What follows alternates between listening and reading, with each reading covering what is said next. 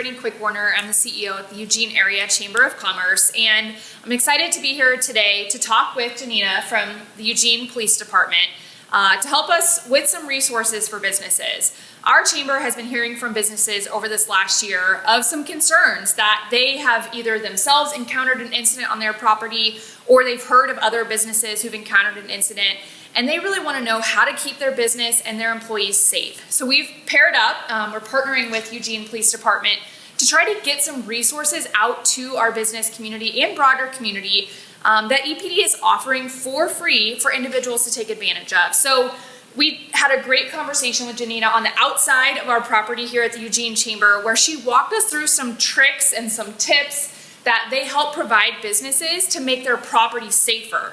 Now today we're going to talk a little bit about what if something happens inside, there's an incident in their business, and she's going to provide some tips for us, but then also share about some of the resources that EPD has to offer. So thank you so much for joining us again today.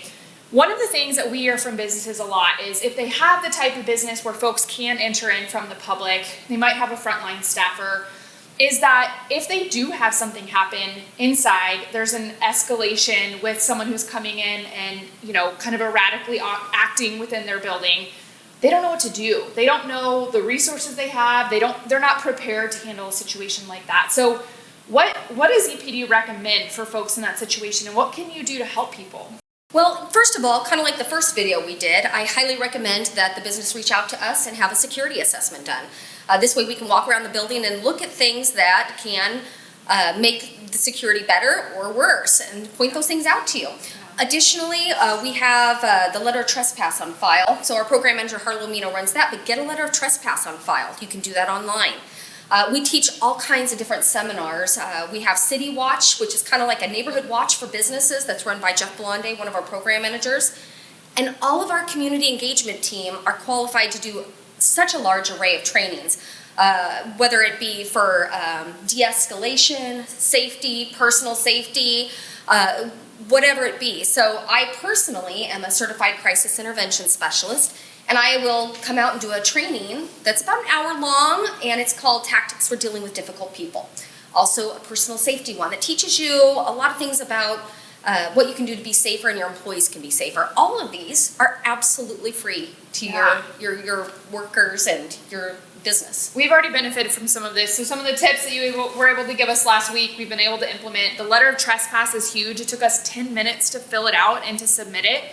But can you give me an idea of what would you tell somebody in a frontline position if they are dealing with someone who is acting erratically? Is there any specific things that you sort of start off with in this de-escalation training?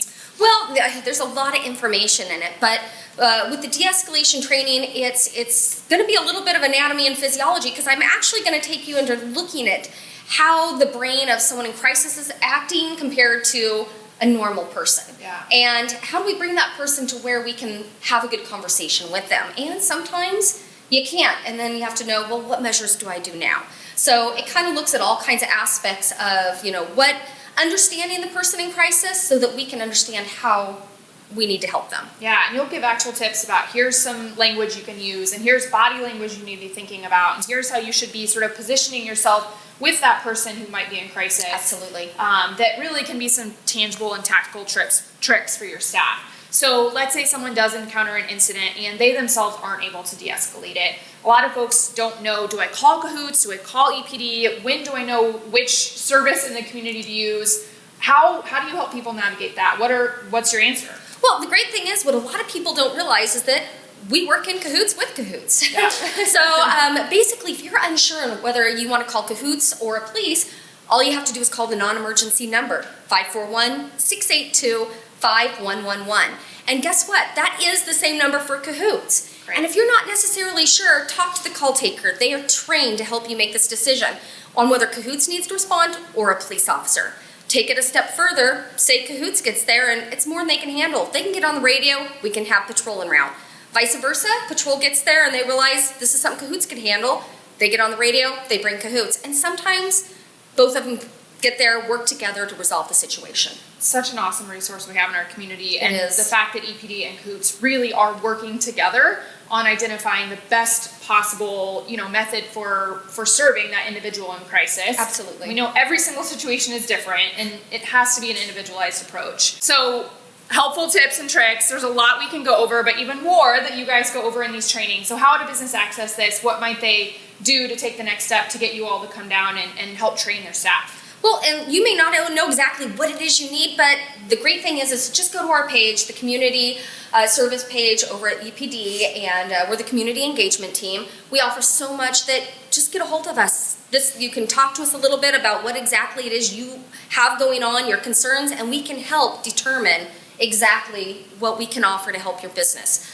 Again, if you do want the de-escalation or personal safety or so forth, just call and let us know. But either way, we're going to find a way to help you feel safer. So our chamber wants to be a resource for you too. If you have a staff that you would like to pull together to have a training, and maybe you don't have a location, or maybe you want to pull together a handful of other businesses in your neighborhood to do this training, we're willing and able to host those here at the Eugene Chamber, or to help with coordination if that's something that you need a little bit of support on. But what we want is for people to be using these free resources that are available to them so we can all feel a little bit safer in our buildings, and so we can protect our staff, because we know that's ultimately what most of our business owners are worried about in this situation, is how do we make sure the folks that are coming in and working in my office every day feel safe and secure in the work that they're doing. So we appreciate EPD. We know that you guys have so many things going on behind the scenes that people don't see, and that you're working with other partners in the community to continue to improve the services you provide. So we're incredibly grateful for that. Thank you.